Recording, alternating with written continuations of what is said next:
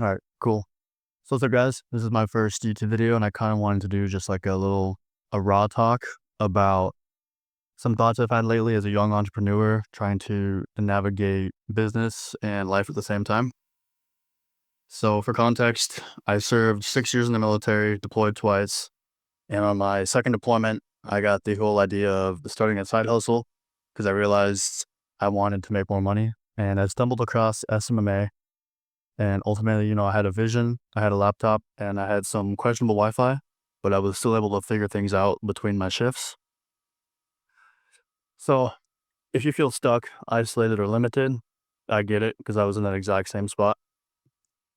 So me personally, I respect anyone who does a full 20 years or anyone who serves in general, but I saw it as kind of a safety net. Like you always have that stable paycheck, you always have shelter, food, clothes on your back, stuff like that. And I also kind of saw it as like complacency. Like I can't imagine doing the same thing for 20 years to get those benefits. But for me personally, 48K a year wasn't going to cut it. I can't buy my dream car, a Porsche GT3, off of 48K a year. So I wanted more. So the first topic I want to talk about is just kind of like sacrifices and loneliness. I feel like that's something every entrepreneur goes through. So I feel like everyone throws around the word sacrifice like it's a cool motivational word, but nobody talks about the quiet moments, the nights where your social life fades, your phone is dry, and you're sitting in the dark, working in silence, working on your laptop, whatever it is, for hours into, like 1 or 2 in the morning. If I tend to feel alone even when I'm not, like if I'm at a coworkers or get together, I am kind of not in the moment because I'm thinking about my business and ultimately just how to make more money because I got to retire my parents too. They're both over 60 and retirement is not really in their cards anytime soon. So Irish goodbyes have kind of become my new thing. It might be kind of bad, kind of a toxic trait, but that's part of sacrificing my early 20s.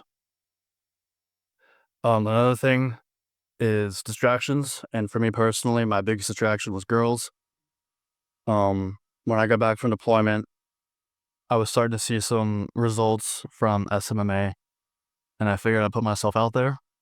Found out real quick that it's brutal, and it also made me realize that if I was stressing over a girl, it just meant that I wasn't busy enough. And as a young entrepreneur, between business, military, and life, I feel like there's not many people who are busier than us, especially the younger you start. So for someone to say that she was too busy to like go on a hike or go on a date or hang out or whatever, it kind of clicked that she just wasn't spending her time with me. So I just swallowed that pill. But the flip side of that coin is if you do have someone who like supports your vision, encourages your growth, and holds it down, no, don't take that for granted because especially in the Western world, that's kind of rare to have someone as your rock. The second topic I want to talk about is just entrepreneurship ain't pretty. I feel like everyone, especially on social media, shows the glamorous side. They're at the beach, they're in their penthouse, whatever, with their laptop making, 10K a day, if not more. They're showing the cars, the watches, the girls, the yachts, the parties, everything. But nobody really talks about the part where you're working 12, 16 hours a day just to avoid working a 9 to 5, which is ironic because 9 to 5 is only 8 hours. So you're working double the hours essentially to figure out how to be your own boss and make a lot of money while you're doing it. And one thing I really had to work on too was stop trying to find the perfect time to figure it out and just start, right? Like you'll figure it out by starting, not waiting. So you'll learn more about falling faster than waiting for the perfect moment. So post that piece of content, reach out to whoever, do your SMMA, just day one or one day, as Dwayne Johnson says. The third topic is I feel like being young in business is both a blessing and a curse because on one hand, you've got time, and on the other hand, you're constantly questioning if you're doing it right. You have more questions than answers, and that's probably why it feels so overwhelming. But there is a light at the end of the tunnel. Like, you're gonna figure it out. You just have to keep trying. Like, you can't quit. One thing too, especially about sacrificing my 20s, like I'm 25, so my early 20s are gone. I used to look at the college lifestyle. I'm in Arizona, so U of A and ASU or spring break, Fort Lauderdale, Cabo. Obviously, it looks like a blast. And like for the longest time, I thought I was blessed, or I thought I was missing out. And I was like, you know what? I'm gonna go to college when I get out, and I'm gonna enjoy my college years. But I feel like I've outgrown that phase because I've seen what that lifestyle leads to, and I feel like I've chosen something different for myself and my family, whether it's my parents or my future family. So ultimately, I came to the conclusion that when you start your road of entrepreneurship, your struggle is going to be greater because your calling is higher. Like chances are you're trying to become an entrepreneur to benefit those around you before you benefit yourself. So you got to keep your mindset in check and remember that you're not behind. You're ahead of the game, especially the younger you start. If you're 18, 19, or even 16, 17, and you're trying to start being an entrepreneur, you are quite literally years ahead of everyone else that you everyone else that you're with, everyone else that you're comparing yourself to is you're miles ahead. Also, don't compare yourself. Comparison is a thief of joy. So that's hard, but you gotta keep yourself in check. And you gotta see the bigger picture. I act like I'm 30 now because I want freedom by the time I'm actually 30. So, it means you have to mature faster than most people around you and understand that you're playing the long game, you know, and part of that is finding like-minded individuals. So like I'm grateful for the small circle of entrepreneurs who are around me who are also locked in because all of us are 25 or younger, but we just have all the noise is blurred out and we have such tunnel vision on achieving our goals that if you're trying to solo it, you're not going to go very far. And it's not just about business, but it's also about who you're becoming. So when it comes down to it, having the discipline of doing what's required, even when you don't feel like it, the resilience to bounce back from setbacks, because you are going to run into difficulties, obstacles, hurdles, everything is going to be thrown at you at the exact same time altogether. And ultimately having patience, right? Trusting the process. Having that delayed gratification is what it's all about. It's like what you're doing now isn't going to necessarily benefit you 6 months from now. It's going to benefit you 6 years from now. So you're becoming the person mentally before your success shows up physically. Also, get out there and travel, make mistakes, because I've traveled a lot on the government's tab. So my restrictions were a lot more strict than other people's. So I've been to Europe in my deployments, but obviously I wasn't able to really enjoy the cities that I wanted to. So I guess my best tip is once you start making 5K a month from your SMMA or whatever your side hustle is, start traveling. Right. Like I know a lot of people say 10K a month is like the first gateway of entrepreneurship, which it is. But the younger you are, the more mistakes you make. Travel now, book the trip, work from that coffee shop in a new city, whether it's a state over on the other side of the country or even across the planet. You want to make those memories while building a business. So you can travel with your boys too. You'll never get your early 20s back. So learn, fail, grow, but make it enjoyable. And the freedom to work remotely is something I'll never take for granted.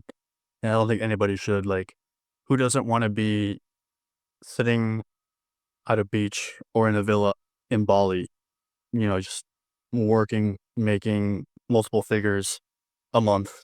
And like, I don't know, I can't imagine how people don't want to try to achieve that. So, just do it.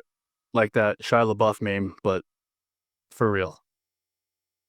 And I saved the best for last because this was the hardest part for me personally. And honestly, how I even grew my SMMA, and it's about posting content. Posting content in itself is a whole different beast. Like I feel like I've done a good amount of like physically and mentally challenging things, but posting content has by far been the hardest. And I kind of want to talk about like the mental war that comes with putting yourself out there. The first thing you're going to notice is the anxiousness of posting your first reel. And I'm not talking like pictures of you traveling, like a legit reel of you talking to a camera like I am now, cropping it, editing it, everything. Like you're going to put hours into this first reel.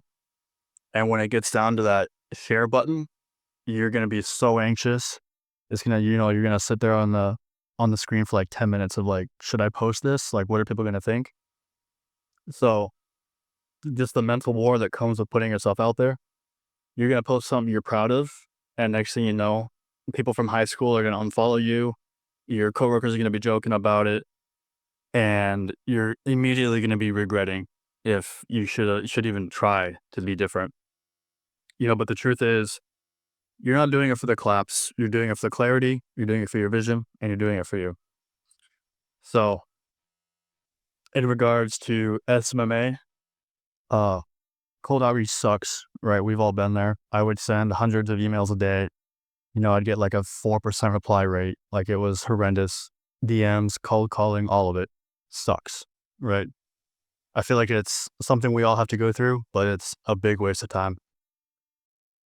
So the sooner that you can detach from outside opinions, the faster you grow, right? So post that content and do not care what other people think. So when I was posting my content, I was posting it for my specific niche. So my SMMA, I did interior design was my niche. So every single one of my reels was about interior design. And essentially what that does is it helps nurture people when they land on your profile, and it helps build trust and essentially pre-sale them. So that way they're considered an inbound lead, when they follow you or they like your post or whatever. So they're already intrigued by your profile and your content. So they're interested in what you have to offer. And that's when you can try and, get them on a call to sell them your service, whether it's Google ads, Facebook ads, or whatever. And taking that mental step of just not being afraid to post content and being judged is ultimately what changed my life. And I think anyone who posts content can relate to that very first post of it feels like you're at rock bottom, but it only means you can go up. So on the closing note, the journey is going to be hard, but nothing worth having nothing worth having is given, right? So you got to work hard. That's simple as that. Like, I don't come from money. My dad's a mailman. My mom works at a gas station. That's why they're over 60 and they got retirement's not in their cards. So I got to work hard because I want to be able to help them out. But just remember, when it gets hard, that's where most people give up, right? They don't want what's hard. They want what's easy. And the only difference between a winner and a quitter is that one kept going. Like days, nights, weeks, months, whatever. You just cannot quit. You have to keep going. One of my little favorite motivational, I guess, things I think of when I really get in the trenches is this too shall pass, because God has a plan for you and you just have to trust in Him. So ultimately, learn the lessons, stay grounded, and keep showing up, even if it's quiet. So that's all I got really for my first little Raw Talk YouTube video. And I just wanted to, take that first step of putting myself out there again, content. And so just like I preached for the past couple of minutes. So I will see you guys in the next video. Peace.